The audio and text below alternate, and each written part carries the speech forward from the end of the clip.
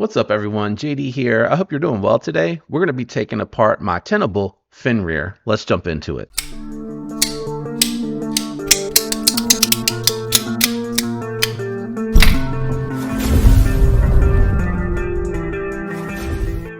All right, guys, I do have tools, lube, everything that you would need for this disassembly linked down in the description below. When you use the links, it helps the channel. So thank you to those that use those links regularly whenever you're doing any shopping. I do have an Amazon affiliate link down there as well. So even if you're going to Amazon outside of the tools, when you use that, it helps the channel. So all right, we got the shilling out of the way to help support the channel. Let's jump into the goodness here. I do recommend Hobbits, and I use Hops Gun Oil for my lube of choice. I am interested. This one does have a little bit of lock stick happening. So I'm interested because the blade was coated when this came in. So I want to take it apart and clean it and dry it up and then do the minimal lube that I typically do. I'm also curious to see if they have the race washers, or I should say race pockets on this one. So we're going to be jumping into that. Now I do tend to try to take these apart from the spring side, but I do think Tenable may have the screw, well, that was weird, may have the screw on the show side. Ooh, these are definitely thread locked in here.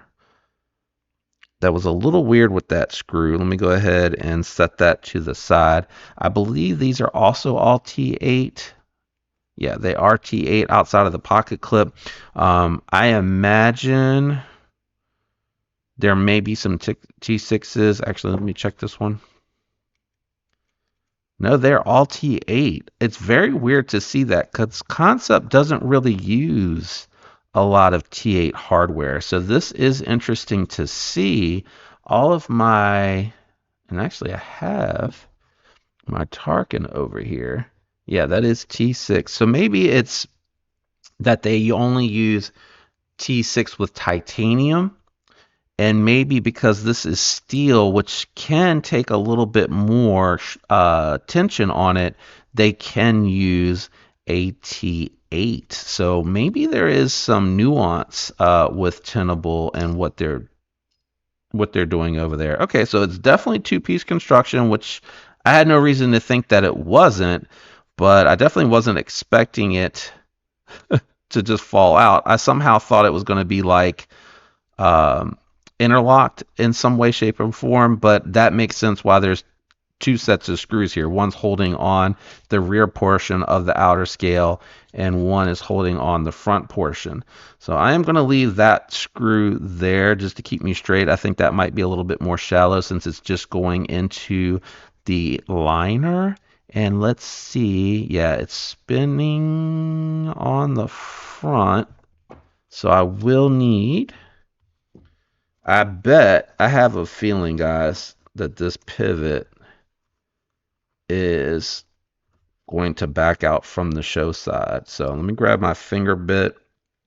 I do like to use the finger bit just because it allows me to still kind of hold the knife while holding the bit more securely. Okay, yeah, I think it is going to need to be unscrewed from the front. The way that is feeling, it is not easily moving. Let me close the knife just to break the lock. I'm a little nervous about it sliding around on me. Okay.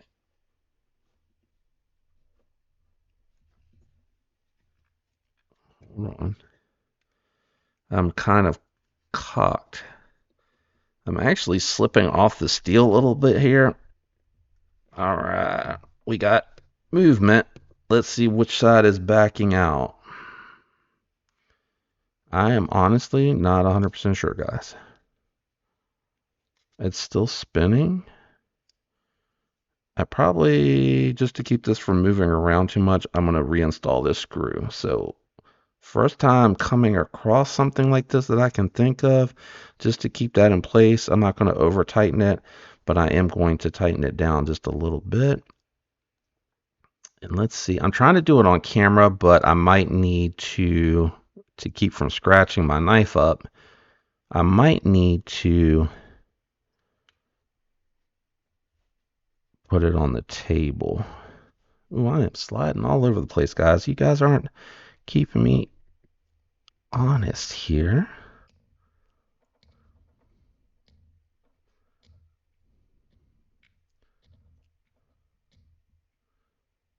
I can't tell. Oh, I think it is unscrewing from the back side. Nope, that's the pivot. 100% that's the pivot. Okay. So it is backing out. Oh, I was on the right side. It is backing out. Oh, but that is interesting. There's so much thread locker in there. The good news is it's not red thread locker, but you can see the spring trying to push the scale out. It's getting a little bit looser. But that is a ton of thread locker. Woo-wee concept, Tenable. My goodness. And you can see I had to grip that well. Let's open that knife, take a little bit of tension off of the spring. Go ahead and remove that screw, that middle screw. All right. So you can see this thing is coated in a ton of oil. I probably will go ahead and clean some thread locker off of this screw. It's like, where did it go? I am curious to see if it is pocketed. And you can see very nice milling on the pockets, not overly lubed. So not overly lubed too much. I am going to just wipe it down and put Hopscotch oil on here and just a smaller amount of lube on this side, because this side is where my plunge lock is going to go in and out of. And I don't want a ton of oil in there. I honestly want it to run a little bit dry to get rid of that stick that I have going on with the button. See a little bit of dirt and grit in there, which could just be the coating itself coming off, and a little bit of oil might have gotten down in there. So that is cleaner. All right, let's go ahead, take the rest of the knife apart, clean it up. Now the button is sticking a little bit into the, my goodness. Let me do it this way so I have the, let me just take the button out. There we go. Button did not want to come out. I'm trying to get the there we go, the other washer out so I can clean the pivot and clean the other pocket, and then I'll put my own lube in there. Stop pin stayed in place. It is not captive, and it doesn't look like that forward fastener came loose, and it could be when they do that thread locker like that and it's not captive in any way, shape, or form. It could be, ooh, something is dirty, that it unfastens from the front side. In that instance, you could flip the pivot if you wanted to. I think I'm rubbing it with the Devo logo, not the cloth. They do generally have very nice washers coming out of Concept as well. But this is not that unusual of a disassembly from any other plunge lock that I've experienced. The only real difference is that the scale are in two different pieces. And these feel very smooth. They feel very, very nice. So I will throw just a little bit of my own lube on there. Again, you'll see here in a minute, it's going to be very, very minimal amounts of lube that go back onto it. And then some of this could be dirt, debris. Some of it could be the coating that they have on the blade and on the scales or the liners themselves coming away.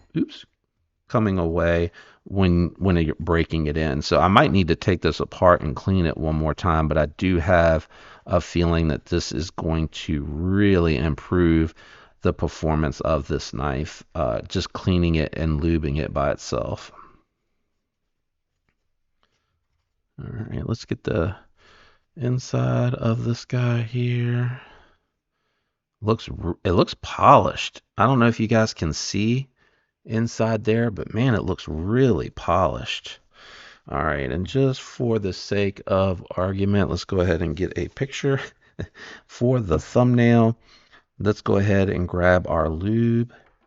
I do have just a generic pen applicator. If anybody out there has a recommendation for a better applicator, I don't really love this one. It gets the job done. And you know, if you're hearing that, that it's not like the best one that I've ever seen out there. It's kind of warped and bent, and it'll get air pockets in it really easily.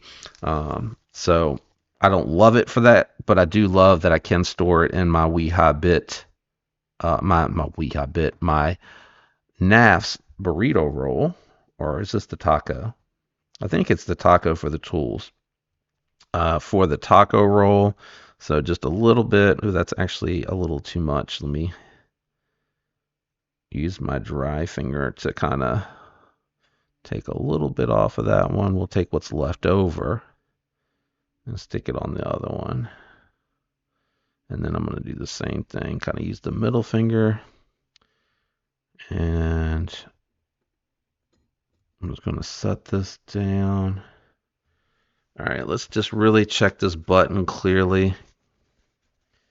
Make sure it's super, super clean. I think this happened at manufacturing. It didn't have that mark. It had that mark when I pulled it out of the package. It didn't get it after it got here, is what I'm trying to say.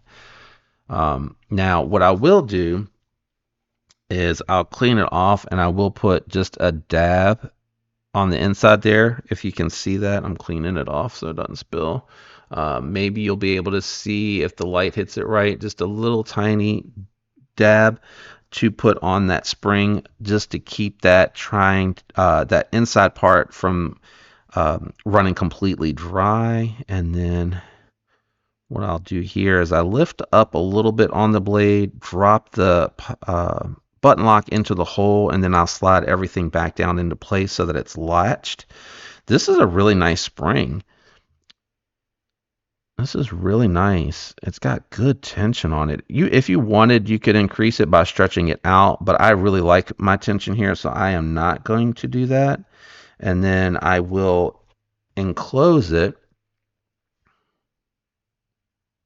Actually, no, I did that backwards, but that's okay.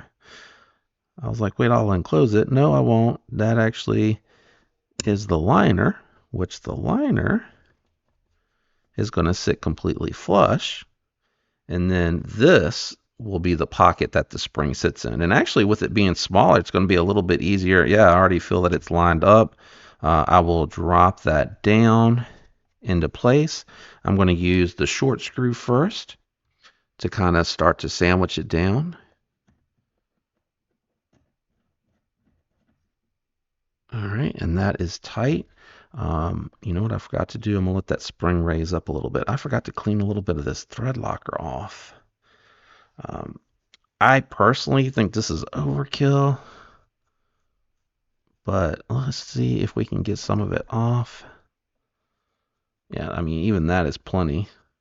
Look at that is plenty. I'm just going to leave it as is with a little bit of the factory thread locker on there. I know it's already dried off, but I want to make sure. I don't think this is sitting. There we go. I just want to make sure, is it really going to back out? Ooh. I think when I lifted, I think when I lifted the spring, the button fell out of its nested spot. I think is kind of what happened to me there. All right, let's try this again. Let's pinch everything down into place.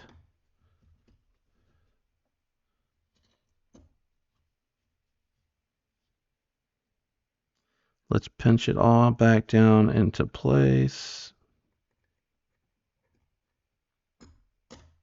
Okay, I think we're in a good spot now. Now we'll reinstall the spring.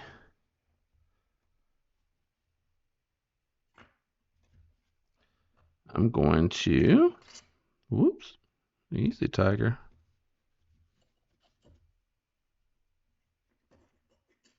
Spring keeps falling over on me.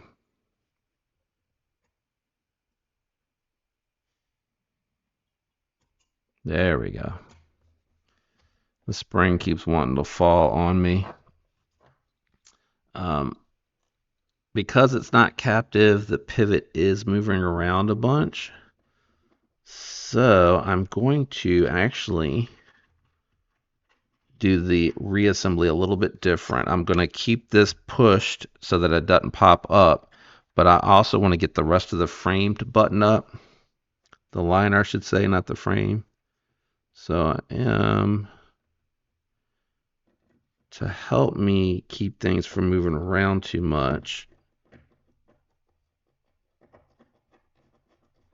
going to put the bottom part on, which is going to help sandwich, in theory, the liners and keep things from moving around on me as much. Oh Lord, I tried to put it. Did you guys see that?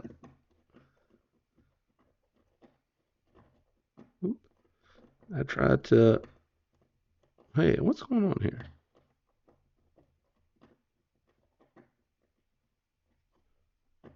Ah, there we go. That's what's wrong.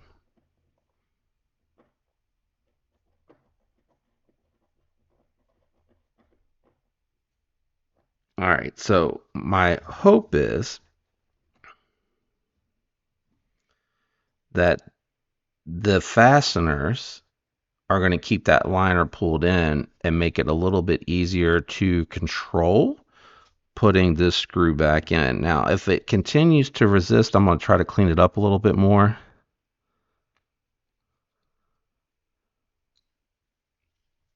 But let's see if I can do this. Actually, I don't think it's really moving on me. There we go. Starting to have a little less resistance going back together. All right, let's see. A little bit of play, but it is centered. A little bit of play. So I do need to tighten it up just a little bit more. So what I'm doing is I'm letting the blade rest on the mat and just using the finger bit and letting the knife rest on my hand using my thumb and my index finger. Then once I feel that it's lined up, then I'm tightening it back up a little bit more. All right, so that went a little. I think I can actually go just a little bit more because I don't think it had any play on it. I tend to be a little aggressive with these, which is why I'm being a little cautious. I tend to over tighten these sometimes when I do the initial tightening, so I just want to make sure. I'm gonna lay the knife down. Okay, that moved a little. I think it's really close. Okay, so no play, and it's dropping shut, and we're centered. What I'm checking for, it still has a little stick. You probably can hear it.